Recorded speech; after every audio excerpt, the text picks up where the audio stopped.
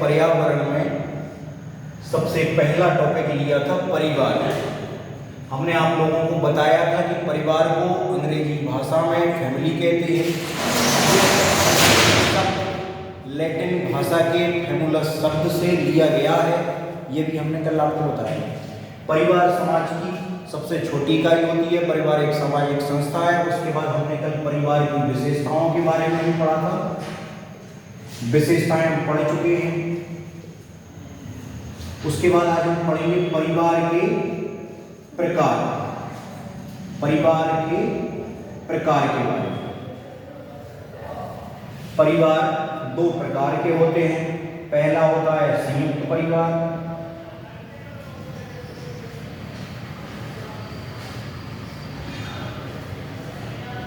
दूसरा होता है एकल परिवार।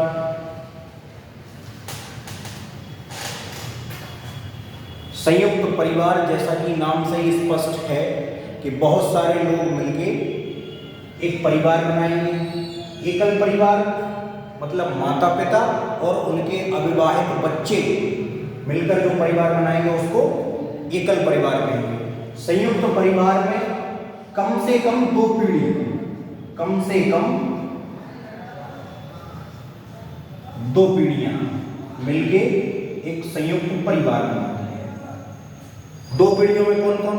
जैसे हमारे माता पिता और दादा दादी। ये क्या हुआ? संयुक्त परिवार। एकल परिवार को हम दूसरा पॉइंट क्या कह सकते हैं कि संयुक्त परिवार का एक बिगड़ा हुआ परिवार, संयुक्त परिवार का एक बिगड़ा हुआ परिवार एकल परिवार कहलाता है। कैसे?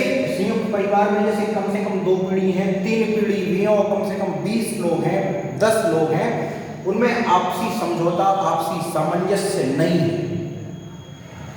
बनती नहीं है। परिवार विखंडित हुआ, टूट गया, तो उसका जो बिगड़ा हुआ परिवार, जो टुकड़े हुए, उसको क्या कहेंगे? एकल परिवार। ठीक। परिवार के प्रति अपने कर्तव्यों, अपने उत्तरदायित्वों का जो व्यक्ति पालन करते हैं उससे क्या बनता है? संयुक्त परिवार। ठीक है। तीसरा पॉइंट आता है कि जो बच्चा जब जन्म लेता है तो उसका पालन पोषण सबसे अच्छा कहाँ होता है? संयुक्त परिवार। क्यों? एकल परिवार में जैसे माता पिता हैं, दोनों लोग नौकरी करते हैं, अपनी अपनी ड्यूटी चले गए, बच्चा घर पे अकेला है, नौकरों पे भरोसे है, उसको पोषण नहीं मिल पा रहा, उसको शिक्षा नहीं मिल पा रही, वो घर में कैद है, वो खेल कूद नहीं सीख रहा, कुछ नहीं सीख रहा। और इधर बाकी सारे लोग हैं, दादा हैं, दादी हैं, चाचा चाची, बहुत सारे लोग हैं, तो उसका पोषण भी होगा, शिक्षा भी मिलेगी, सामाजिक ज्ञान भी होगा, उसे हर प्रकार की सुविधा मिलेगी। इसमें जैसे माता पिता बीमार पड़ गए तो भी बालक को दिक्कत हो सकती है। इसमें एक पॉइंट आता है कि संयुक्त परिवार में धन संचय अधिक हो सकता है। संयुक्त परिवार में क्या हो सकता है? धन संचय। धन संचय कैसे? बहुत सारे लोग हैं, अगर कोई 100 रुपए खर्च करेगा तो दूसरा भी बोलेगा हमें भी 100 दो। तो दादाजी क्या कहेंगे? उल्टा सीधा खर्च नहीं करना है, जोड़ के रखो। इसमें क्या है? दोनों लोग हैं, सिर्फ दोनों ही कमा रहे हैं, इसमें धन का अपव्यय होगा। क्या होगा? धन का अपव्यय। धन का अपव्यय होगा, धन का संचय। ठीक है, सुन रहे हो? दूसरी बात, संयुक्त परिवार में एक चीज और सीखें, इसमें सहयोग की भावना होगी। सहयोग की भावना किस तरह?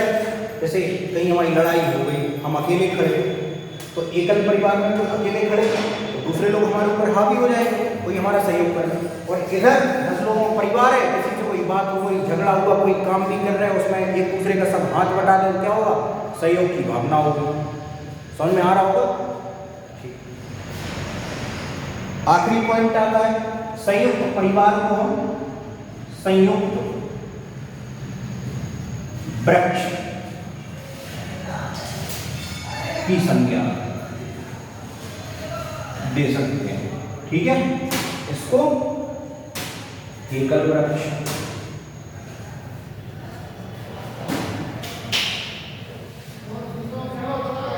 ये भी आ गया होगा।